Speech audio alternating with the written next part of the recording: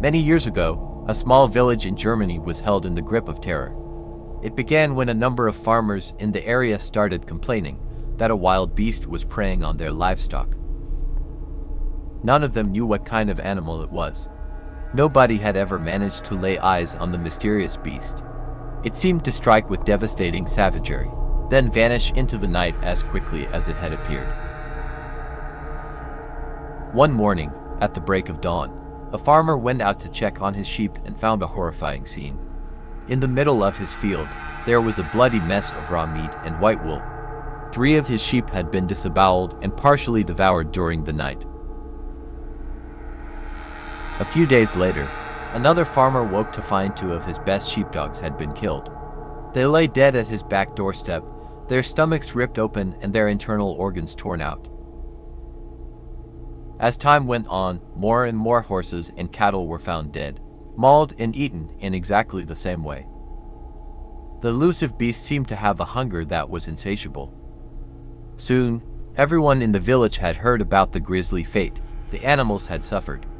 Not one person could identify the type of beast that might have killed them.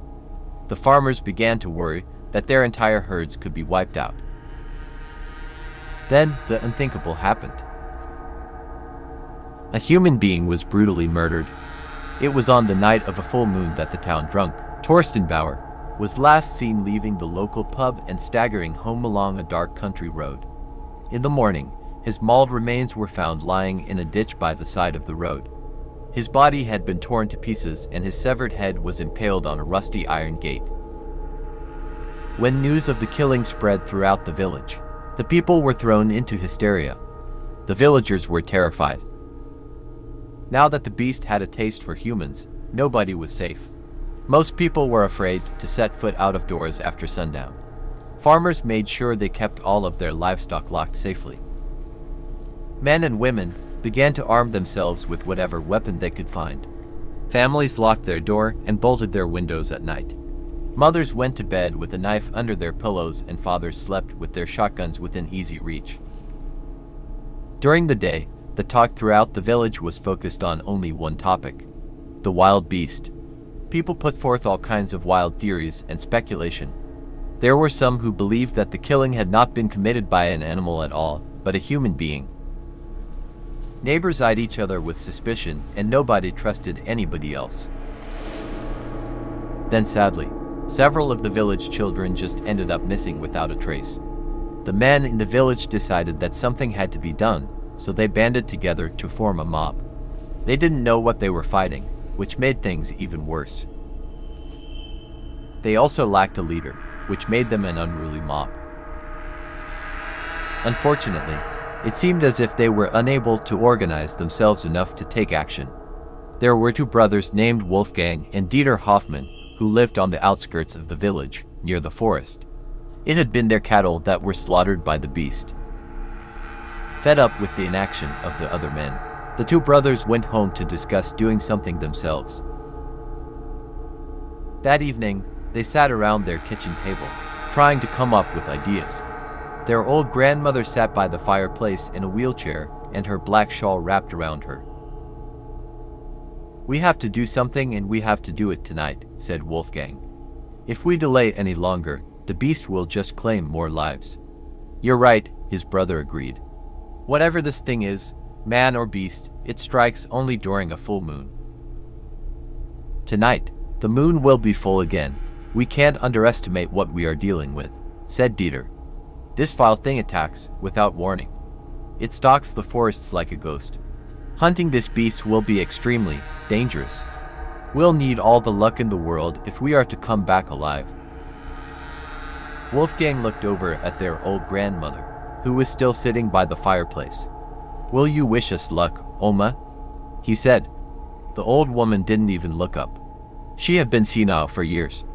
The 2 men went back to their conversation, and Wolfgang began to outline his plan. "We will both take our shotguns to the outskirts of the forest tonight. We'll set ourselves up on the path between the forest and the village. If the monster comes out tonight, it will have to pass by one of us." "And what protection will we have?" asked Dieter worriedly. "We'll stay within shouting distance of each other. and we'll keep our backs to the village so that we face the forest and the wild beast. It's a dangerous job, but someone has got to do it, Dieter said. We don't know who the next victim will be. We can't just sit back and let this monstrous thing kill us off. They stood up and grabbed their shotguns. Wolfgang pulled a long, sharp machete from off the wall. As they were about to leave, Dieter stopped at the door. He said, "Don't worry about us, Oma. We'll come back to you alive." Outside, the night was pitch black and silent. The full moon hung low in the western sky. They set out, walking toward the forest. As they drew near to where they had planned to station themselves, Dieter then whispered, "I wonder what it looks like." "I've been thinking about that myself," Wolfgang said. "Whatever it is, we're going to find out. Just pray it doesn't attack you from behind." Just then, they heard something moving quietly through the undergrowth. Both brothers felt their skin crawl and the hair on the backs of their necks stood on end. Slowly, they both turned and looked behind them. There was nothing but trees and shadows. For several minutes, they stood together like that in the dark, each one paralyzed by his own horrible thoughts. Then Wolfgang held up his hand and indicated to his brother that they should take up their positions. The two brothers moved off in opposite directions. They couldn't see each other in the darkness, but they remained within shouting distance. Standing in the dark, Wolfgang carefully cocked his gun. Then he took the machete and stuck it in the soft ground by his feet, and waited. Not far away, Dieter fumbled nervously with his gun.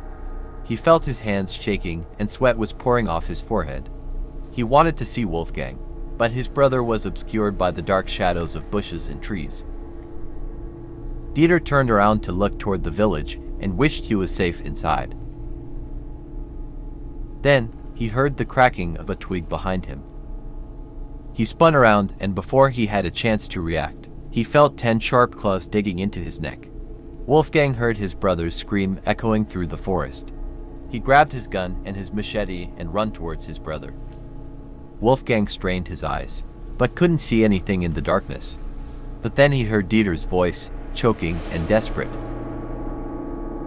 "Wolfgang, it's... Wolfgang raised his shotgun and fired into the darkness.